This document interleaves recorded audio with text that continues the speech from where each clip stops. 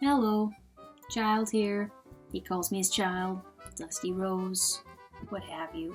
Gotta admit, I was kinda hoping the year would get off to a better start than it did. And I'm just gonna sit here and keep reading books out loud. And maybe be a little bit ridiculous with my choice of hats. I was trying to make a sunflower and I accidentally made a jester hat.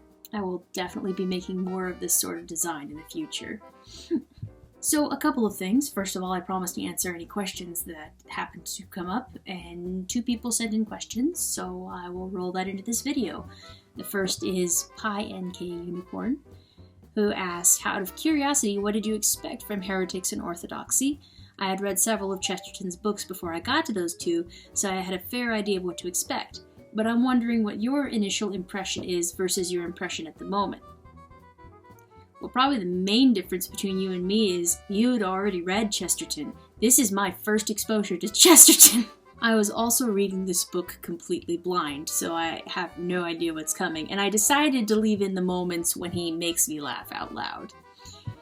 Partly for that reason. So I guess what I expected was what you might expect when you hear a title like Heretics and Orthodoxy stripped of the context of who wrote it.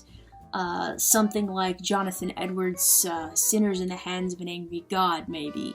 Which, to be frank, I've never actually read that either, but I think even people who haven't read it understand what sort of tone it's in and what sort of ideas it conveys. What I thought, I was going to get from Heretics and Orthodoxy was a grim, dour, angry listing of the terrible, horrible, wrong beliefs and, how you live the good, pure, perfect, just that kind of tone. I did not expect this utterly satirical romp. I mean, he clearly means what he says by listing these people as heretics, since I've only got halfway through the book so far. I've got through Heretics. I'm about to start in on Orthodoxy. He clearly thinks these people are heretics. He also clearly loves them to death and thinks that they're amazing minds. He just thinks they're spectacularly wrong, and he will use all his powers of the ridiculous to show you that. Unfortunately, several of his points go straight over my head because there is a bit of a communication issue between the past and the present, and that country and this. I mean, I'm in the US, and he was writing in England how many generations ago? Originally published in 1905 and 1908, respectively. That's a pretty big gap from now. So like I said, unfortunately, some of his points go over my head, but I think I get about 3/4 of what I'm reading, and enough to get several points of his humor, which have been very enjoyable so far. I am looking forward to the rest of this book.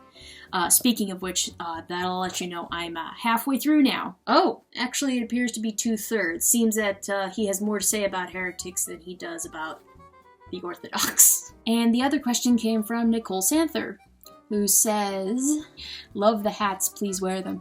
Thank you, I will. Question, what part of the country are you in? No need for exact details, but you speak like a possible Midwestern gal. Minnesota here. That's the first question. And to answer that, I'm in Texas, but I didn't grow up here. So my accent is probably very confused. I was born and grew up in Los Angeles. I spent 4.5 years in Seattle. I moved back down to Los Angeles for several years and have been living in Texas for about 3 years now. I don't really hear a lot of your typical Texas accents. I would have a much more pronounced accent by now.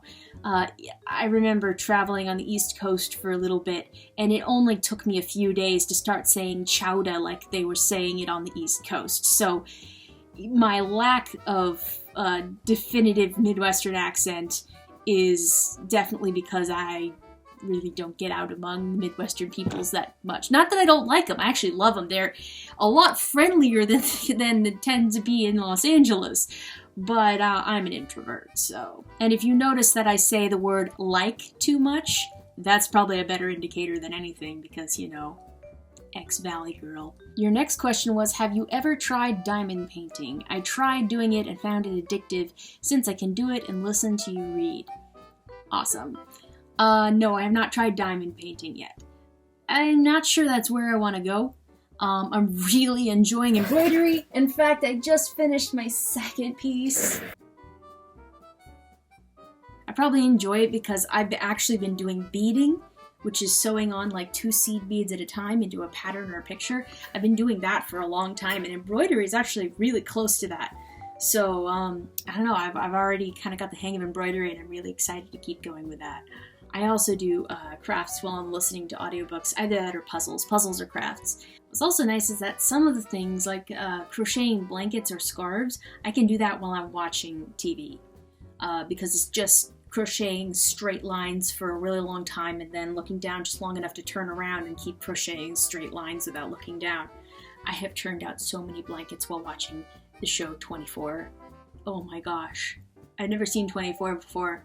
I was watching it with my husband, and I was just stress crocheting. I swear I was going faster than usual the entire time. And blessings back to you, Nicole. So that's all the questions I got that time. Let me know if you have any more questions. You know, I do update videos every between 2 and 4 months. I'll do like an update video. Speaking of which, I'll update you on where I am with the rest of the books. I am, it looks like about 3/4 of the way through 1984. Looks like about 2/3 of the way through the Book of Sorrows. Books that I am seriously considering doing.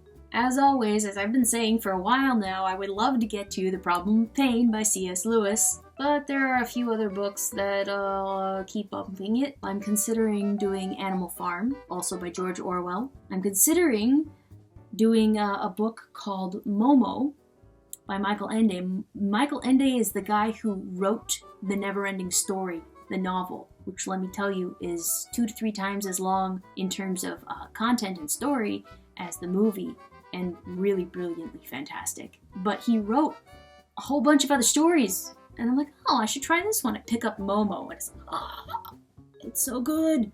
And it has such good applicable concepts. Maybe I should be reading this on my channel. So, might read Momo. The one I've been really scared about, to be honest, and been kind of seeking the opinion of people close to me in real life about whether or not I should read this on my channel or not. I love reading Thomas Sowell's work, but he doesn't care what people think.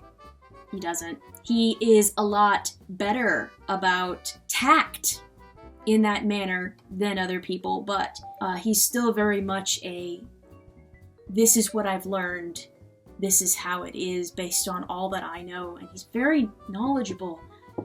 And he researches like crazy, and I've read his biography, and he totally has the right to be saying everything he is saying, but it is so difficult for me to bring controversial things to the table. All that being said, I have actually found as a very enlightening and informational read a book of his called Black Rednecks and White Liberals. I am strongly considering bringing that book to my channel. Well, that's where I am for now.